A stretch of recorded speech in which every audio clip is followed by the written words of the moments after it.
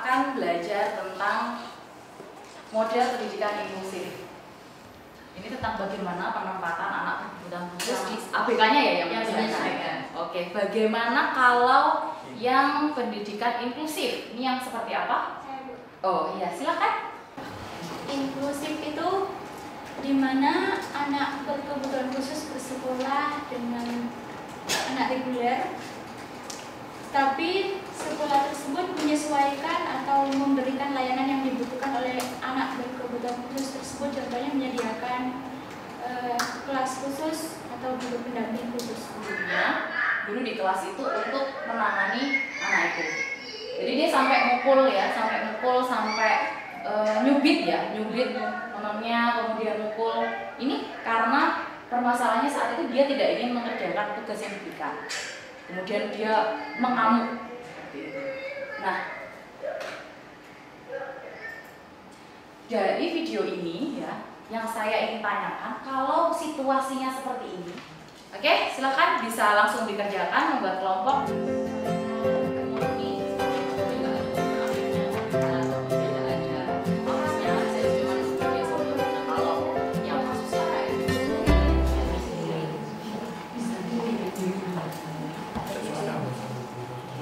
Silakan dipresentasikan jawabannya. Baik, terima kasih atas kesempatan yang diberikan kepada kelompok kami. Sekarang saya mewakili teman-teman untuk mempresentasikan hasil diskusi kami. Yang pertama, kasus A itu siswa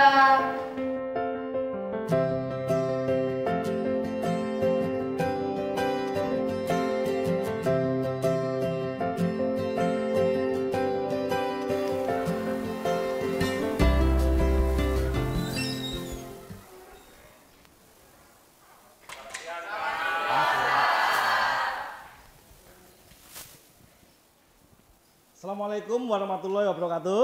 Waalaikumsalam warahmatullahi wabarakatuh. Selamat siang dan salam sejahtera bagi kita semua. Saya minta tolong Mas Andin udah di depan ya. Mas Andin udah di depan ya. Ya, Mas Andin udah di depan. Saya juga minta tolong dibantu ya tumbuh-tumbuhan.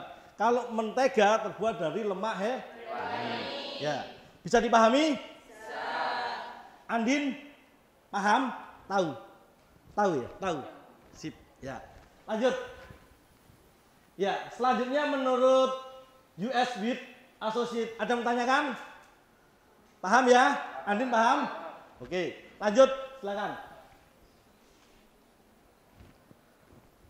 Ya, di dalam pembuatan cake ada beberapa metode yang juga harus kita ketahui. Ya, video yang sudah kita pernah buat ya, yaitu pembuatan brownies.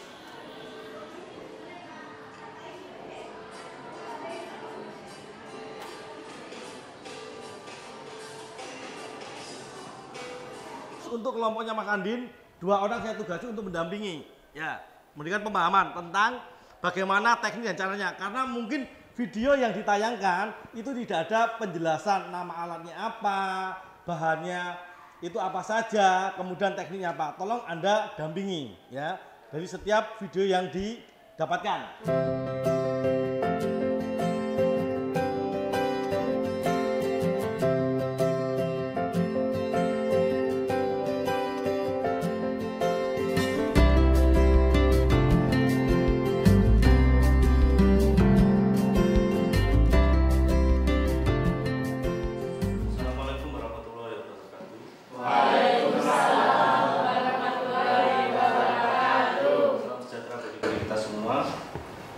Jadi di sini sebelum masuk ke mata kuliah kita, saya akan menjelaskan tentang media pembelajaran. Jadi kalian nanti bisa mendownload semua media pembelajaran baik materi, RPP maupun handout di Google Classroom. Jadi untuk Irene dan Agnes, di sini saya sudah buatkan untuk RPP, handout maupun PowerPoint maupun materinya yang sudah saya audiokan. Maka saya membuat audiobook untuk materi RPP sama handouts-nya agar mereka bisa mendengarkan materi lewat handphone dengan menggunakan headset.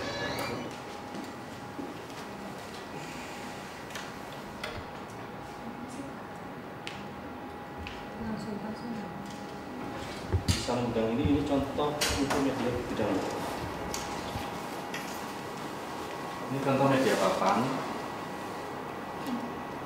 Jadi di media tersebut ada huruf braille sama huruf awaknya. Huruf apa itu? Oke, sekarang kalian bentuk kelompok. Jadi untuk Iren sama Agnes harus dipisah, sama Bu Selvi tidak boleh jadi satu.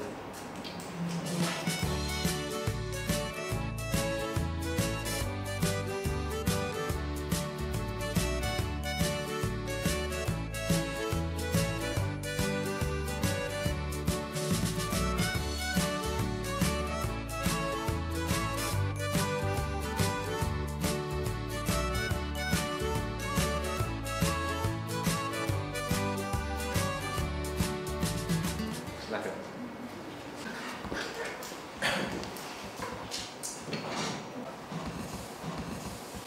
Baik teman-teman, terima kasih atas kesempatan dan waktu yang diberikan kepada kami. Kami dari kelompok 1 akan menjelaskan atau mempraktekkan cara menggunakan media pembelajaran ini. Ini adalah media pembelajaran namanya Dekak-Dekak. Ini untuk mengajari anak-anak untuk belajar pengurangan dan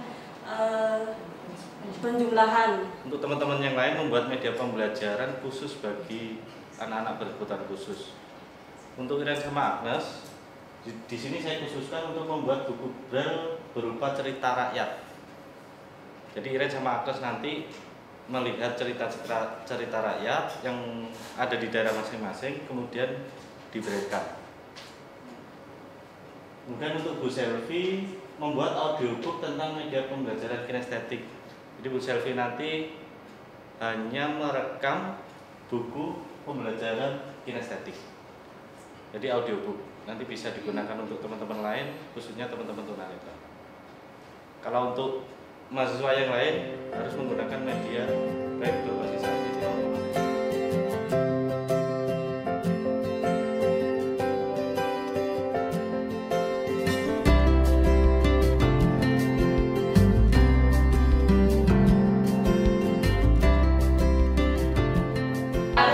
Selamat pagi. Hari ini kita masuk di perkuliahan kelima, di pertemuan kelima. Pada pertemuan kelima ini kita akan mensimulasikan bagaimana proses dari pelaksanaan identifikasi dan asesmen kepada anak berkebutuhan khusus.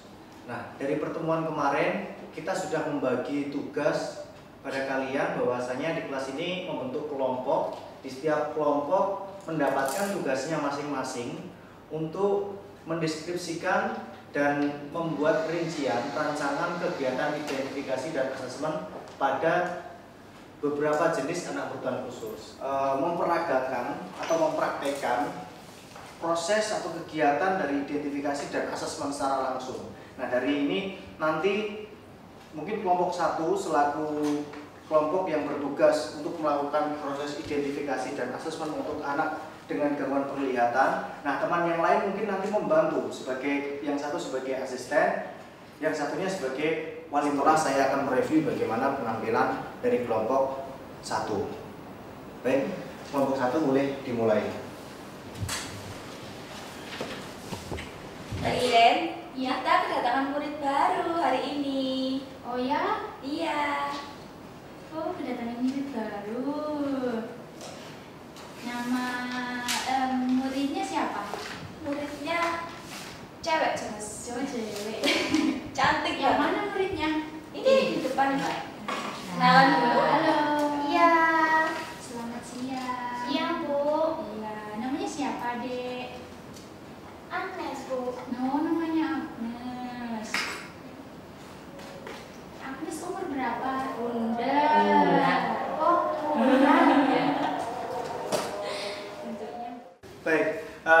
tadi penampilan dari dua kelompok yang sudah ditampilkan. Dari kelompok pertama, kelompok anak dengan gangguan penglihatan, yang kedua adalah kelompok anak dengan gangguan pendengaran.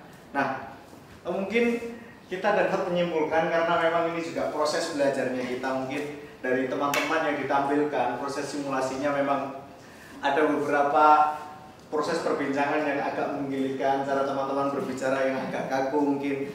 Nah, apa ini adalah proses belajar, tapi mungkin nanti ketika di lapangan, sehingga dengan pengalaman dari proses simulasi ini, nah harapannya teman-teman kan juga belajar, sehingga nanti di lapangan teman-teman tidak melakukan kesalahan-kesalahan yang sama. Bagaimana?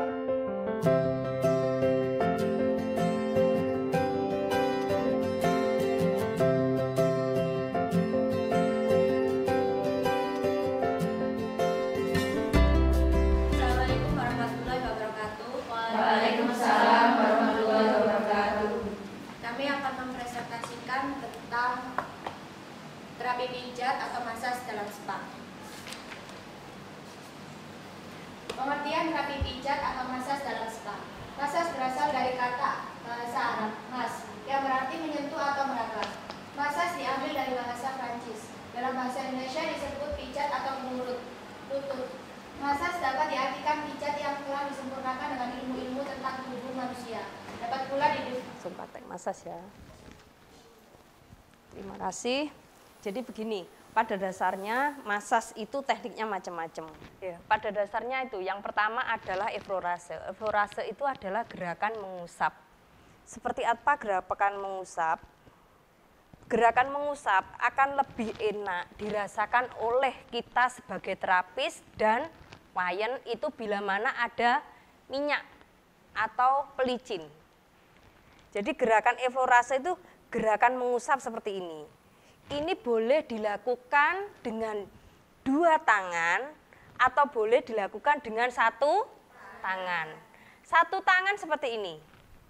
Ya, seperti ini.